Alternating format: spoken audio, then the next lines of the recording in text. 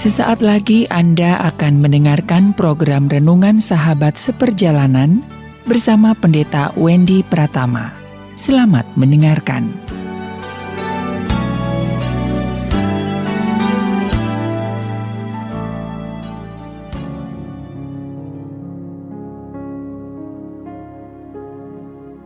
Selamat berjumpa kembali di dalam layanan audio Sahabat Seperjalanan. Hari ini adalah hari Senin 22 Agustus 2022. Tema renungan saat teduh kita dengan judul Manusia dan Kepentingannya.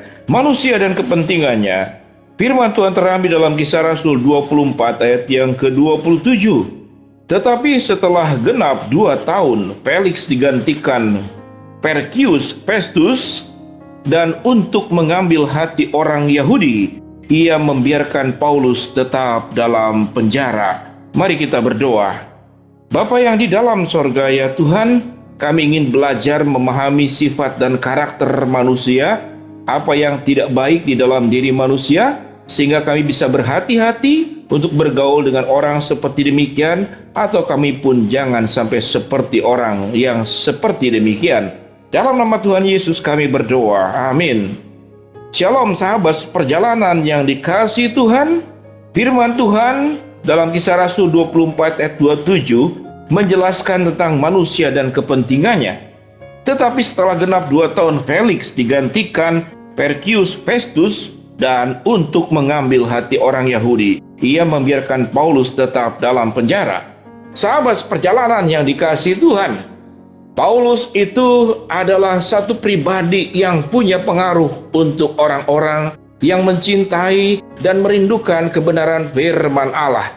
Namun Paulus juga dibenci oleh orang-orang Yahudi, ahli Taurat dan orang Farisi, karena dianggap Paulus berseberangan dengan mereka, mengganggu kepentingan mereka, dan dianggap sebagai pribadi yang memberikan pengajaran yang berbeda daripada orang Yahudi. Sehingga Paulus itu memang harus dilenyapkan, minimal di penjara. Sedangkan dari mulai Felix kemudian digantikan oleh Porcius Festus, mereka adalah para pejabat.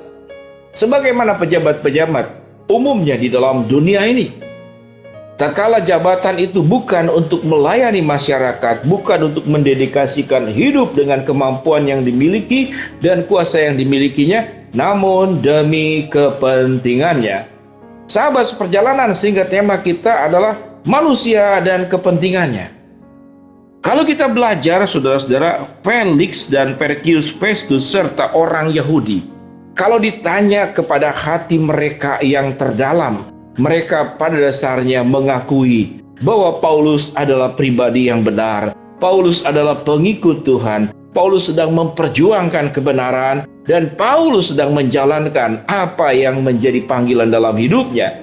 Dalam hati kecilnya, dia tahu bahwa dia adalah pribadi yang benar. Sahabat seperjalanan, di negara kita Indonesia, kita tahu ada sebuah kejadian, dan beberapa kejadian orang yang kita tahu dengan jelas bahwa dia tidak bersalah. Namun di demo berjilid-jilid, saya tidak sebutkan siapa namanya, silakan sahabat seperjalanan melihat beberapa banyak peristiwa di demo berjilid-jilid. Pada akhirnya kemudian pribadi dan pejabat ini yang memperjuangkan masyarakat, yang memperjuangkan demi kemakmuran, yang memperjuangkan sekolah, yang memperjuangkan agar tercipta lingkungan yang baik, saluran air yang baik, sungai yang bersih, memperjuangkan untuk bagaimana uang negara itu tidak dikorupsi, lalu dikembalikan untuk pembangunan. Kemudian orang tersebut, pejabat yang baik, yang lurus, karena kepleset, karena kesalahan atau bukan kesalahan, namun secara hukum disebut sebagai kesalahan, kemudian dijebloskan ke dalam penjara, sudah melewati tahapan hukum yang ada. Dan mungkin bagi orang-orang yang tidak menyukai pejabat-pejabat yang bersih seperti demikian, maka dianggap biarlah dia tetap di penjara. Demikian juga dengan kondisi Paulus, tetap di penjara. Sahabat seperjalanan, kalau kita melihat orang Yahudi memang tidak ada hubungannya dengan mungkin hubungan keluarga dengan Paulus. Felix dan juga Perkius Festus juga tidak ada hubungannya keluarga. Jadi tidak ada kepentingannya. Tidak ada kepentingannya. Namun masing-masing sesungguhnya menjaga kepentingannya masing-masing. Di dalam kehidupan kita, apa kena mengena sahabat perjalanan, apakah pernah mengalami bahwa engkau sudah berjalan baik, engkau sudah berjalan lurus, engkau sudah melakukan perkara-perkara yang benar, namun karena demi kepentingan orang tersebut dan dirimu, itu akan mengganggu jabatannya, mengganggu posisinya. Padahal Paulus tidak mengganggu. Namun tak kala Felix dan Perkius Festus itu melepaskan Paulus, membebaskan Paulus, maka akan didemo berjilid-jilid. Oleh siapa? Oleh orang Yahudi, oleh orang Farisi, dan oleh para ahli Taurat. Akan didemo berjilid-jilid, bahkan akan digoyang jabatannya, digoyang kedudukannya. Agar siapa? Agar Felix dan Perkius Festus itu diturunkan dari jabatannya.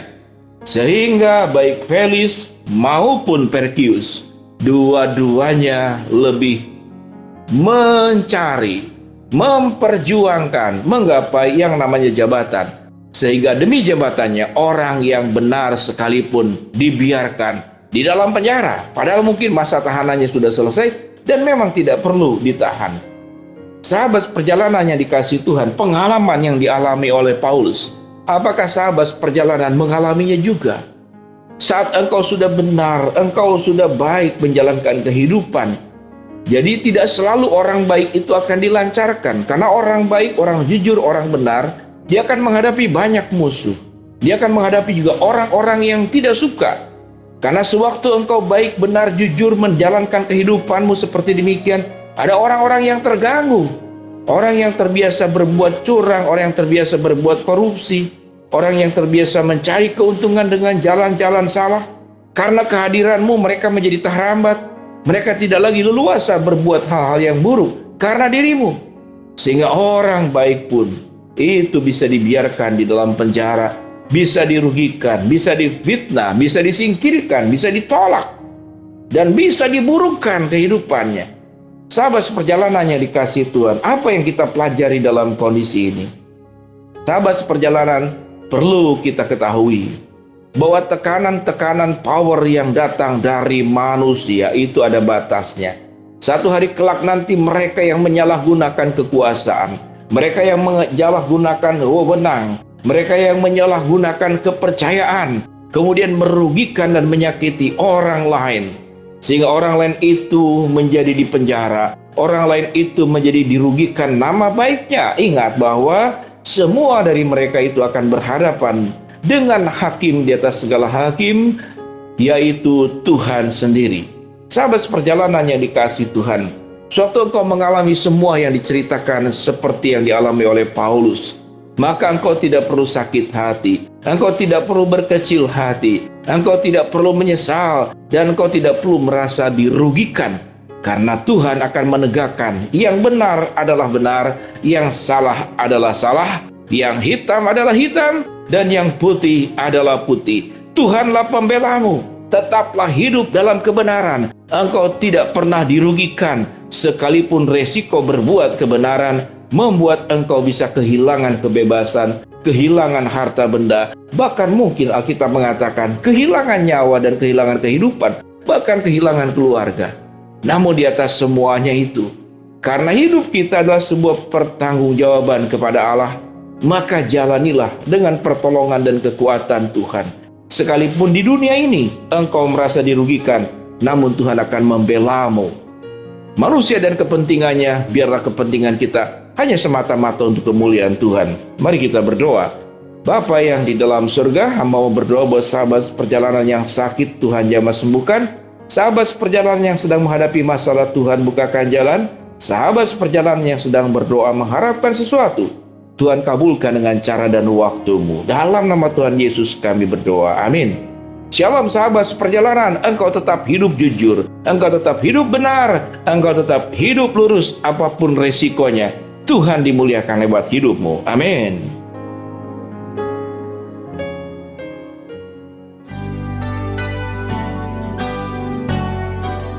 Anda baru saja mendengarkan program Renungan Sahabat Seperjalanan bersama Pendeta Wendy Pratama.